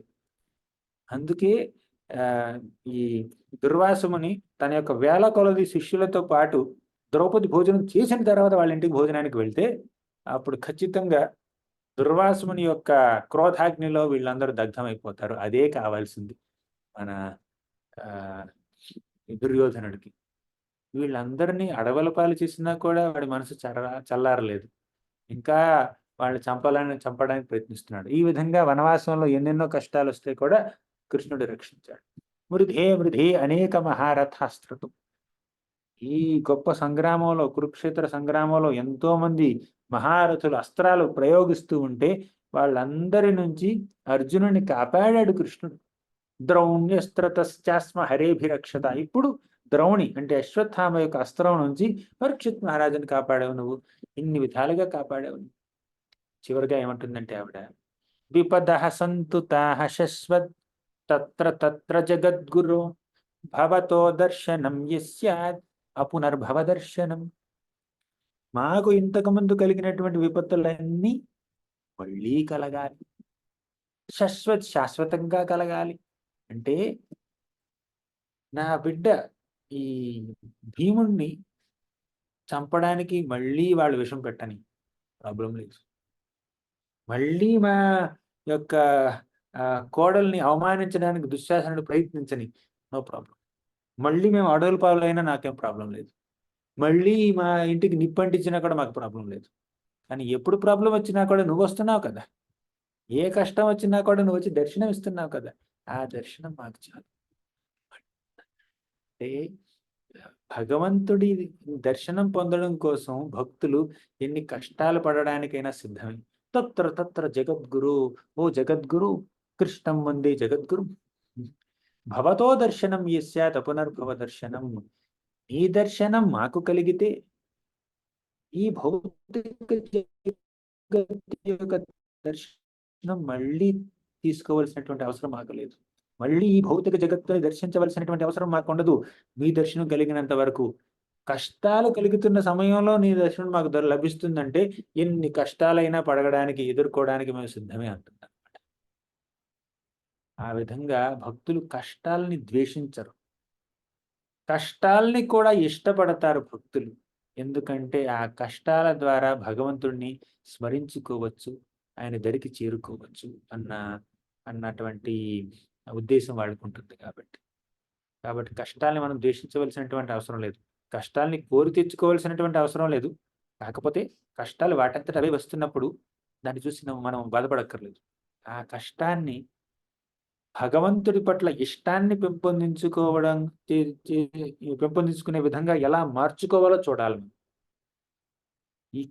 మనకి భౌతికంగా అంతా చక్కగా ఉంది, ఎటువంటి ఆర్థిక ఇబ్బందులు లేవు, ఆరోగ్య సమస్యలు లేవు, తర్వాత సంబంధ బాంధవ్యాలతో బాగానే ఉంది మన యొక్క స్నేహం, మైత్రి. ఎటువంటి ఒడిదుడుకులు లేనప్పుడు భగవంతుణ్ణి మర్చిపోతాం. అని ఏమైనా కష్టాలు వచ్చాయనుకోండి, అప్పుడు భగవంతుడు గుర్తుకొస్తాడు. సినిమాల్లో చూపించినప్పుడు కూడా ఏమైనా హీరోకో, హీరోయిన్‌కో కష్టం వస్తే వాళ్ళు గుడి దగ్గరికి వెళ్తారు. అప్పుడే వర్షం కురుస్తుంది. అప్పుడే మేఘాలు గర్జిస్తూ ఉంటాయి. అప్పుడే గుళ్ళో గంటలన్నీ ఇలా మోగుతూ ఉంటాయి. ఇలాగ అన్ని అన్ని రకాల యాంగిల్స్‌లో చూపిస్తాడు డైరెక్టర్. ఎందుకంటే కష్టం వచ్చినప్పుడు దేవుడు గుర్తొస్తాడు. సుఖాల్లో ఉన్నప్పుడు దేవుడు గుర్తురాడు చాలా మందికి. కొంతమంది సుఖాల్లో కూడా గుర్తు చేసుకుంటూ ఉంటారు. కానీ ఎక్కువ శాతం వ్యక్తులు కష్టాల్లో దేవుడి దగ్గరికి వెళ్తారే గానీ, సుఖాలున్నప్పుడు దేవుడిని మర్చిపోయేవాళ్ళు ఎక్కువ మంది. ఏమైనా మంచి సుఖం వచ్చిందనుకోండి, సినిమాకెళ్దాం, పిక్నిక్‌కెళ్దాం, లేదంటే ఔటింగ్‌కెళ్దాం, అరకు, కొడైకెనాల్ అక్కడికి వెళ్దాం అనుకుంటారు. కష్టం వచ్చిందనుకోండి, గుడికెళ్దాం అంటారు అప్పుడు. అవునా? ఆ! కష్టం వస్తే గుడికెళ్ళాలి. సుఖం వస్తే సినిమాకెళ్ళాలి. అది జనరల్ ట్రెండ్ అన్నమాట మనుషులకి. అందుకే కుంతిమాత ఏమంటుందంటే, "కష్టాలు మళ్ళీ రాని, మళ్ళీ మళ్ళీ రాని ఏం ప్రాబ్లమ్ లేదు. కష్టాల వల్లే మేము మిమ్మల్ని తలుచుకుంటున్నాం. ఆ కష్టాలు లేకపోతే మర్చిపోతాం" అన్న ఉద్దేశంతో ఇలా అందనమాట. తర్వాత చాలా ఇంపార్టెంట్ శ్లోకాలు వస్తున్నాయండి. జన్మైశ్వర్యశ్రుతశ్రీభిర్ ఏధమానమదః పుమాన్ నైవార్హత్యభిధాతుం వై త్వామకించన గోచరం. చెప్పు. जन्मैश्वर्यश्रुतश्रीभिः एदमानमदः पुमान् नैवार्हत्य विधातुं वै त्वामकिञ्चन गोचरम्। జన్మ అంటే ఒక గొప్ప వంశంలో పుట్టడం. ఐశ్వర్య అంటే చాలా డబ్బు ఉండడం. శృత అంటే బాగా చదువుకుని ఉండడం, పాండిత్యం సంపాదించడం. శ్రీభేర్ అంటే చాలా అందంగా ఉండడం. జన్మ, ఐశ్వర్య, శృత, శ్రీ ఇవి ఉండడంలో తప్పు లేదండి. తప్పు కాదు. మనం అందంగా ఉండడం తప్పు కాదు. బాగా చదువుకోవడం తప్పు కాదు. బాగా డబ్బు ఉండడం తప్పు కాదు. మంచి కుటుంబంలో జన్మించడం కూడా తప్పు కాదు. ఏది తప్పు? ఏధమాన మదః పుమాన్. దీనివల్ల మనలో మదం, గర్వం పెరిగిపోతే అది తప్పండి. దంభం, దర్పం పెరిగిపోతే అది తప్పు. కృష్ణుడు అంటాడు, దంభో దర్పోభిమానశ్చ క్రోధః పారుష్యమేవ చ అజ్ఞానం చాభిజాతస్య పార్థ సంపదమాసురి. ఈ దంభం, దర్పం, మదం, గర్వం ఇవన్నీ అసురుల యొక్క సంపద అన్నారు భగవద్గీతలో కృష్ణుడే.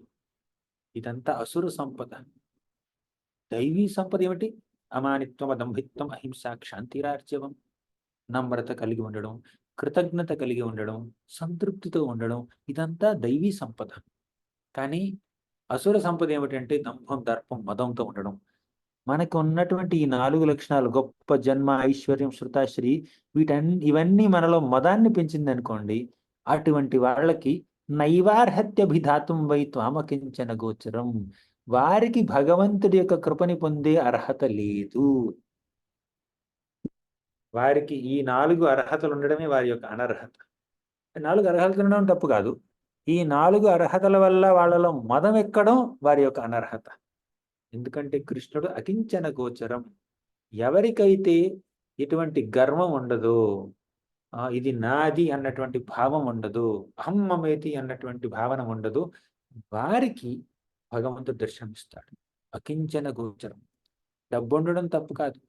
యుధిష్ఠిర మహారాజు, ధ్రువ మహారాజు, అంబరీష్ మహారాజు, పరీక్షిత్ మహారాజు, భరత్ మహారాజు ఇలా గొప్ప గొప్ప మహారాజులు, చక్రవర్తులు ఈ భూమండలాన్ని ఏలారు. వాళ్ళకి ఎంత గొప్ప జన్మ, వాళ్ళకి ఎంత గొప్ప ఐశ్వర్యం, వాళ్ళు ఎంత మహాప్రతాపవంతులు. అంత గొప్పవాళ్ళైనా కూడా వారిలో ఇసుమంతైన గర్వం లేదు. అలా గర్వం లేకపోవడం వల్ల వాళ్ళు భగవద్భక్తికి పాత్రులయ్యారు. భగవంతుడిని మెప్పించగలిగారు. భగవంతుడు వారితో కలిసిమెలిసి తిరిగాడు. వారి పట్ల ప్రత్యేకమైనటువంటి అనుగ్రహాన్ని చూపించాడు. డబ్బు ఉండడం తప్పు కాదు, గర్వపడడం తప్పు. చదువు ఉండడం తప్పు కాదు, గర్వపడడం తప్పు. కాబట్టి గర్వం ఉండకూడదు.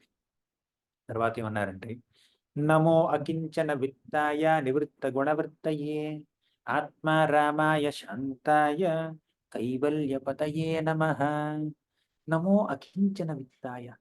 అకించన అంటే కించిత్ విత్తం కూడా వాళ్ళ దగ్గర లేదనమాట. అంటే వారికి ఇటువంటి గర్వం లేదు.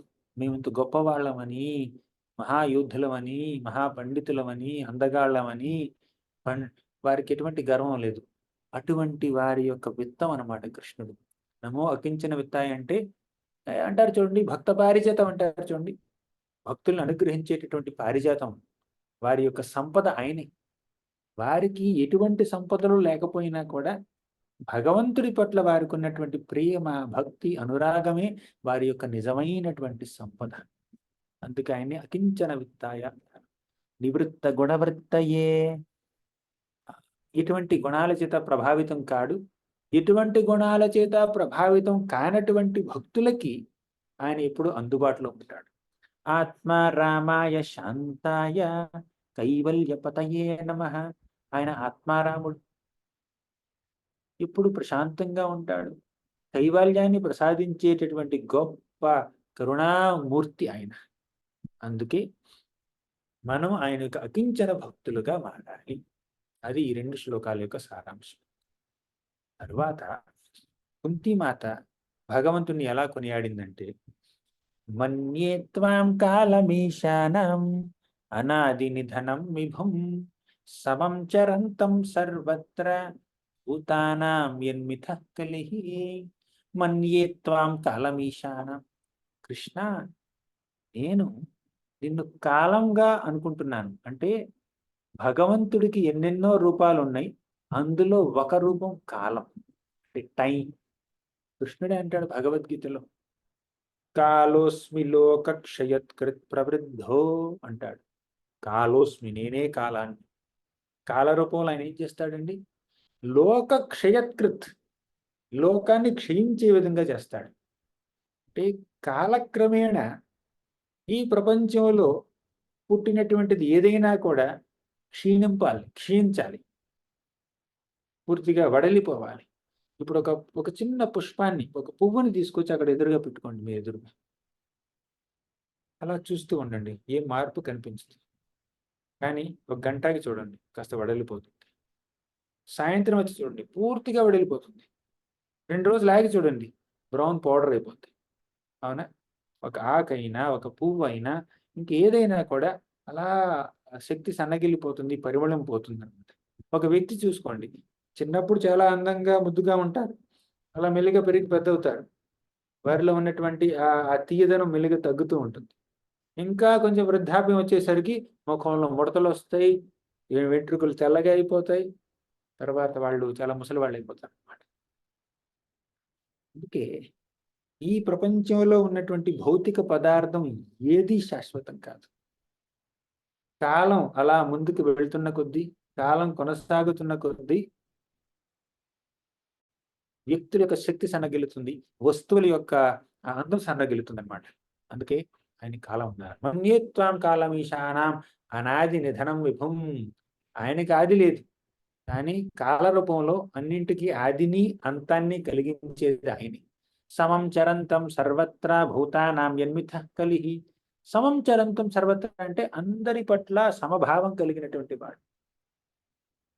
ఆయనకి ఎటువంటి వ్యత్యాసం లేదు, భేదభావం లేదు, పక్షపాత బుద్ధి లేదు. సమంచరంతం సర్వత్ర. కానీ ఆయనలో పక్షపాత బుద్ధిని గమనిస్తారు కొంతమంది. ఎందుకు? కలి ప్రభావం చేత. ఇంతకీ పక్షపాతం లేకపోవడం ఏంటి? ఉంది కదా. ఆయనకి పాండవ పక్షపాతి అయిన పెద్ద బిరుదు కూడా ఉంది. ఎందుకు అది వచ్చింది? ఆయనకి ఎటువంటి పక్షపాతం లేదని అంటున్నారు ఇక్కడ. సమంచరంతం సర్వత్ర, అందరి పట్ల సమభావం కలిగి ఉంటాడు అని అంటున్నారు. కానీ పక్షపాతం కూడా ఉంది కదా. చూద్దాం, ఒకసారి భగవద్గీత శ్లోకాన్ని గుర్తు చేసుకుందాం. సమోహం సర్వభూతేషు నమే ద్వేష్యోస్తి న ప్రియః అన్నాడు కృష్ణుడు. సమోహం సర్వభూతేషు అంటే అందరి జీవుల్ని నేను సమంగా చూస్తానన్నాడు. నమే ద్వేష్యోస్తి, ఎవరిని ద్వేషించను. నా ప్రియః, ఎవరి పట్ల పక్షపాతం కలిగి ఉండను. కానీ ఏ భజింతితు మాం భక్త్యా మయి తే తేషు చాప్యహం, ఎవరైతే భక్తితో నన్ను భజిస్తారో వారి పట్ల నేను ప్రత్యేకమైనటువంటి శ్రద్ధ చూపిస్తానంటున్నాడు కృష్ణ. ఆయనకి పక్షపాత బుద్ధి లేదు, అందరి పట్ల సమభావం కలిగి ఉంటాడు. కానీ ఎవరైనా ప్రత్యేకమైనటువంటి భక్తి చేస్తే మాత్రం వారి పట్ల ప్రత్యేకమైనటువంటి శ్రద్ధ చూపిస్తాడు, ట్రీట్మెంట్ ఇస్తాడు, స్పెషల్ ట్రీట్మెంట్ ఇస్తాడు అనమాట. ఇంకా సమత్వం ఎలా వచ్చింది? ఉందండి, సమత్వం ఉంది, ఇందులో కూడా ఉంది. ఇప్పుడు ఒక టీచర్ క్లాస్లో చాలా మంది పిల్లలు ఉన్నారు, 100 మంది పిల్లలు ఉన్నారు. ఆ పిల్లలందరికీ ఒకే పాఠం చెప్తుంది అనమాట టీచర్. ఏ పిల్లవాడి చెవులు మూసేయట్లేదు, నువ్వు క్లాస్ వినకూడదు అని చెవులు మూయట్లేదుగా, అందరికీ సేమ్ పాఠం. కాకపోతే కొంతమంది విద్యార్థులు పాఠాన్ని శ్రద్ధగా వింటారు, నోట్స్ చక్కగా రాసుకుంటారు, ఏమైనా క్వశ్చన్స్ అడిగితే సమాధానం చెప్తారు, వాళ్ళకేమైనా క్వశ్చన్స్ వస్తే అడుగుతారు టీచర్ని. అటువంటి వాళ్ళు సబ్జెక్ట్ని ఎక్కువగా నేర్చుకుంటారు. అటువంటి విద్యార్థుల పట్ల టీచర్కి స్పెషల్ ఇంట్రెస్ట్ ఉంటుంది. కానీ కొంతమంది పిల్లలు ఉన్నారు, కిటికీలను చూస్తారు, కొట్టుకుంటారు, పడుకుంటారు, ఆడుకుంటారు. వాళ్ళని చూస్తే వాళ్ళ పట్ల ప్రత్యేకమైనటువంటి భావం టీచర్కి ఉండకపోవచ్చు, ఎందుకంటే వాళ్ళు సరిగ్గా వినట్లేదు కాబట్టి. కొన్నిసార్లు మందలిస్తుంది టీచర్, అయినా కూడా వాళ్ళ లోకంలో ఉన్నారు, వాళ్ళ ధోరణిలో వాళ్ళు ఉన్నారు. ఇక టీచర్ ఏం చేస్తుంది? వాళ్ళు సరిగ్గా వినకపోతే అది టీచర్ తప్పు కాదు కదా. మంచి స్టూడెంట్స్ పట్ల ఎక్కువ శ్రద్ధ చూపిస్తే అది టీచర్ తప్పు కాదు కదా. అంటే ఎవరైతే సరిగ్గా చదవట్లేదో వాళ్ళ పట్ల ప్రత్యేక శ్రద్ధ చూపించవచ్చు. కాకపోతే వారి నుంచి ప్రతిస్పందన లేనప్పుడు టీచర్ మాత్రం ఏం చేస్తాడు? అందుకే భగవంతుడు కూడా అందరి పట్ల సమభావం కలిగి ఉంటాడు. కానీ కొంతమంది భక్తులు ఆయన్ని ప్రత్యేకంగా శ్రద్ధతో, భక్తితో పూజిస్తారు, కొలుస్తారు. వారి పట్ల కాస్త ఎక్స్ట్రా ఇంట్రెస్ట్ చూపించడం వల్ల తప్పు కాదు. అలా చూపించకూడదని ఎవరితో అనలేదు భగవంతుడు. నువ్వు భక్తుడు బాబు, నేను నీ పట్ల పక్షపాతం చూపిస్తాను. నువ్వు కూడా భక్తుడు బాబు, నీ పట్ల కూడా పక్షపాతం చూపిస్తాను. భక్తుల పట్ల నేను పక్షపాతం ఉంటాను, భక్త పక్షపాతం, భక్త వాత్సల్యత నాలో ఉంది, అందులో తప్పు లేదు. నువ్వు భక్తుడు కావు, నేను కూడా నీ పట్ల ప్రత్యేకమైనటువంటి వాత్సల్యం చూపిస్తాను. కానీ బై డిఫాల్ట్ నేను అందరి మనసులో పరమాత్మగా ఉంటాను. అది సమంచరంతం సర్వత్రా. అంటే ఒక పరమాత్మగా అందరి హృదయాల్లోనే ఉంటాడు, ఎటువంటి పక్షపాతం లేదు. కానీ భగవంతుడిగా ప్రత్యేకమైనటువంటి శ్రద్ధ చూపించాలంటే అది కేవలం భక్తుల పట్ల మాత్రమే. Very important. ఇంకో నెక్స్ట్ లో ఉంది, నవేద కశ్చిన్ భగవత్ సుకీర్షితం తవేహమానస్య నృణాం విడంబనం నయస్య కశ్చిత్ దయతోస్తి కర్హిచిత్ ద్వేష్యశ్చ యస్మిన్ విషమామతిర్నృణాం. ఇందులో కుంతిమాత ఏమంటుందంటే, నవేద కశ్చిత్ భగవత్ సుకీర్షితం. కృష్ణ, నీ యొక్క లీలల్ని అర్థం చేసుకోవడం అంత సులభం కాదు. తవేహమానస్య నృణాంసు విడంబనం. విడంబనం అంటే చాలా ఆశ్చర్యం, చాలా అద్భుతం. కొన్ని లీలలు నువ్వు చేస్తుంటావు, అది అర్థం చేసుకునే శక్తి మా లాంటి వాళ్ళకి లేదు అసలు. అందులో ఒక లీలని ఇప్పుడు గుర్తు చేసుకుంటుంది అనమాట ఆవిడ. అందులోనే యశోదామాత గురించి ఆవిడ చెప్పబోతుంది. గోప్యా దదే త్వయి కృతాగసిధామ తావద్ गोप्या ददे त्वयि कृतागसिदामदावत् యా తే దశాశ్రుకలిలాంజన సంభ్రమాక్షం या ते दशाश्रुकलिलाञ्जनसम्भ्रमाक्षम् వక్త్రం వినీయ భయభావనయా స్థితస్య वक्त्रं विनीय भयभावनया स्थितस्य మాం విమోహయతి భీరపి యద్బిభేతి. सा मां विमोहयति पीडति यद्बिभेति. గోప్యా దదే త్వయి కృతాగసి ధామ తావత్. గోపి అంటే ఇక్కడ యశోదామాత, అందరి గోపికల్లోకి గొప్ప గోపి. త్వయి కృతాగసి ధామ తావత్. త్వయి అంటే నువ్వు, కృత ఆగసి అంటే ఎన్నెన్నో అపరాధాలు చేశావు. ఇంతకీ కృష్ణుడు చేసినటువంటి అపరాధం ఏమిటి? దామోదర లీలలో కుండ బద్దలు కొట్టాడు, వెన్న దొంగలించాడు, పారిపోయాడు, ఆ వెన్నంతా కోతులకు పెట్టాడు. అంతేకాకుండా యశోదామాత కృష్ణుని పట్టుకుని కాస్త మందలించడానికి వస్తే పారిపోయాడు. బృందావనంలో ఉన్నటువంటి వీధులన్నీ తిప్పించాడు యశోదామాతని. పరిగెత్తి యశోదామాతను కూడా పరిగెత్తించి అలిసిపోయేలా చేశాడు అనమాట. అంతేకాదు, చివరిగా యశోదామాత కృష్ణుని పట్టుకున్నప్పుడు ఎన్నెన్నో అబద్ధాలు చెప్పాడు. తనను తాను రక్షించుకోవడం కోసం ఇన్ని అపరాధాలు చేసినటువంటి కృష్ణుణ్ణి శిక్షించాలి అని చెప్పి యశోదామాత ఒక తాడు తీసుకొచ్చిందండి. దామ అంటే తాడు. అప్పుడు ఆ సందర్భంలో యాతే దశాశ్రుకలిలాంజన సంభ్రమాక్షం, అప్పుడు కృష్ణుడి యొక్క కళ్ళు ఎంతో భయంతో నిండి ఉన్నాయి. దశాశ్రు కలిలాంజన సంభ్రమాక్షం. సంభ్రమ అంటే చాలా ఆశ్చర్యం. యశోదామాత నన్ను కట్టేస్తుందా మొట్టమొదటిసారిగా? అంటే నన్ను కదలనివ్వదా, ఆడుకోనివ్వదా, నా స్నేహితులతో అటు ఇటు వెళ్ళనివ్వదా, నాకేం పెట్టదా తినడానికి అని కృష్ణుడికి ఎంతో సంభ్రమాశ్చర్యాలు కలిగాయన్నమాట. ఏడుస్తున్నాడు. దశాశ్రు అంటే కళ్ళ నుంచి ధారలు కారిపోతూ ఉన్నాయి. భగవంతుడు దేవుడు ఏడవడం ఏంటి చెప్పండి? ఈ ఘట్టాన్ని, ఇది కృష్ణుడు భయంతో ఉన్నటువంటి ఈ ఘట్టాన్ని మనం ఎప్పుడు పూజిస్తూ ఉంటాం, ముఖ్యంగా కార్తీక మాసంలో. వక్త్రం నినీయ భయభావనయా స్థితస్య. వక్త్రం నిని అంటే తల దించుకున్నాడండి. ఎవరు తల దించుకుంటారు? ఒక నేరస్తుడే తల దించుకుంటాడు. ఎక్కడ తల దించుకుంటాడు? జడ్జి గారు ముందు, న్యాయమూర్తి ముందు, కోర్టులో తల దించుకుంటాడు. ఇక్కడ కోర్టు ఏమిటి? బృందావనమే కోర్టు. ఇక్కడ న్యాయమూర్తి ఎవరు? జడ్జి ఎవరు? యశోదామాత. నేరస్తుడు ఎవరు? కృష్ణుడు. నేరస్తుడిలా తలదించుకున్నాడు. వక్త్రం నినీయ భయభావనయ స్థితస్య. భయంతో అలా నిలబడి ఉన్నాడు. సామాం విమోహయతి భీరపి యద్బిభేతి. ఆయన్ని చూసి భయమే భయపడి పారిపోతుందండి. అవునా? అలా భయాన్నే భయపెట్టేటటువంటి ఆ భగవంతుణ్ణి భయపెట్టినటువంటి ఘనత యశోదామాతది. ఆ విషయాన్ని గుర్తు చేసుకుంటుంది కుంతీమాత. సామాం విమోహేతి భీరపి యద్బిభేతి. ఇది యశోదామాత యొక్క గొప్పతనం. భగవంతుణ్ణే తన ప్రేమతో బంధించిందనమాట. అసలు యశోద మాతని యశోద అని ఎందుకంటారు తెలుసా? యశము అంటే కీర్తి, గొప్పతనం, ఫేమ్, రెప్యుటేషన్. యశోద అంటే ఆ యశస్సుని ఇచ్చేటటువంటి వారిని యశోద అంటారు. ఇంతకీ యశోదామాత ఎవరికి యశస్సునిచ్చింది? కృష్ణుడికి ఇచ్చింది. ఏమిటా యశస్సు?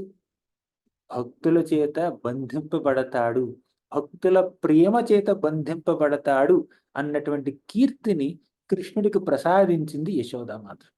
అందుకే ఆవిడ యశోద అన్నారు. అది ఆ యశోదామాత యొక్క గొప్పతనం. 32వ శ్లోకం. 30వ శ్లోకం మనం మర్చిపోయాం, సారీ. జన్మ కర్మ చ విశ్వాత్మన్ అజస్య కర్తురాత్మనః తిర్యన్ ఋషిషు యాదుషు తదత్యంత విడంబనం. ఓ కృష్ణ, నీ యొక్క జన్మ, నీ యొక్క కర్మ, విశ్వాత్మన్ విశ్వం మొత్తానికి ఆత్మ వంటి వాడ. నీ యొక్క జన్మలు కర్మలు వర్ణనాతీతం. అజస్య అకర్తురాత్మనః. అజస్య అంటే నీకు పుట్టుక లేదు కానీ జన్మిస్తావు. అకర్తుర్, నువ్వు చేయవలసినటువంటి పని ఏమి లేదు కానీ ఎన్నెన్నో కర్మలు చేస్తుంటావు. అంతేకాదు తిర్యగ్ ఋషీషు యాదుషు, అంటే జంతువుల లోకంలోను మనుషుల లోకంలోను నువ్వు పుడతావు.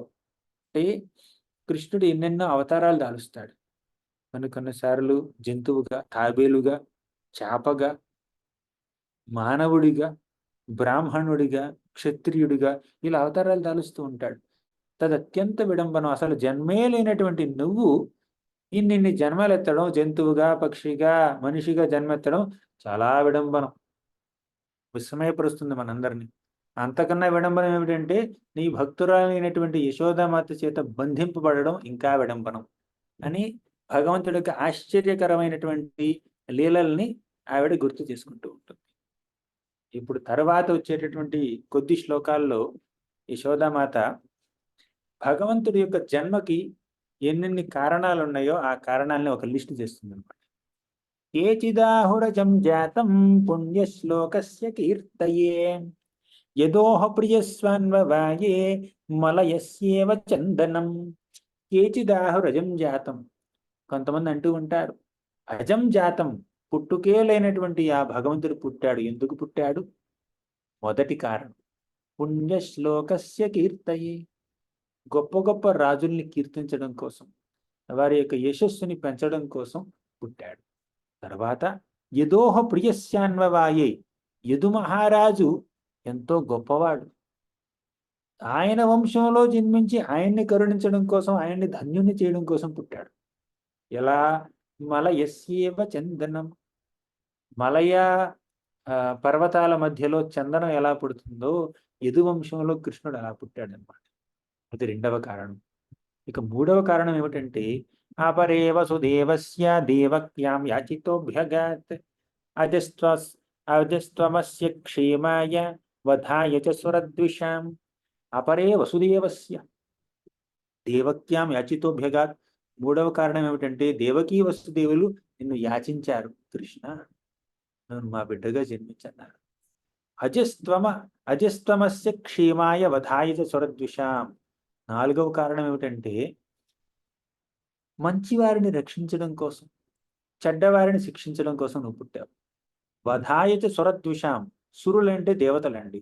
సురద్విషాం అంటే దేవతల్ని ద్వేషించేటటువంటి అసురులు. వారిని వధించడం కోసం, వారిని చంపడం కోసం నువ్వు పుట్టావు. ఇది నాలుగో కారణం.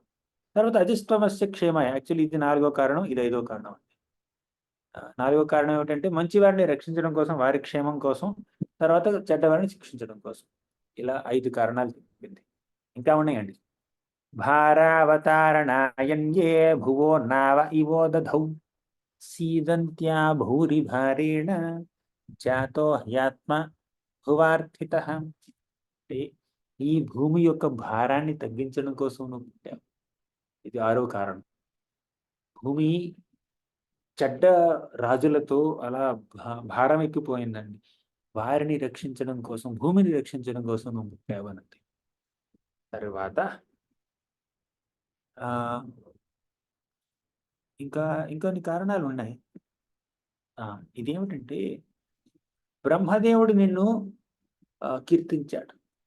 బ్రహ్మదేవుడు వేడుకున్నాడు, రా స్వామి నువ్వు వచ్చి ఇక్కడ ఉన్నటువంటి గొప్పవారు మంచివారందరినీ రక్షించన్నాడు. అందుకే నువ్వు పుట్టావు. ఇలా కొన్ని కారణాలు చెప్పింది. తర్వాత అసలు కారణం 35వ శ్లోకంలో చెప్తుంది అనమాట. ఏమిటది? భవేస్మిన్ క్లిశ్యమాణానాం అవిద్యా కామకర్మభిః శ్రవణస్మరణార్హాణి కరిష్యన్ ఇతి కేచన. భవేస్మిన్ క్లిశ్యమాణానాం.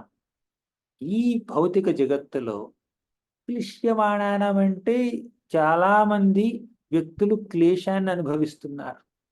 ఎందుకు? అవిద్య.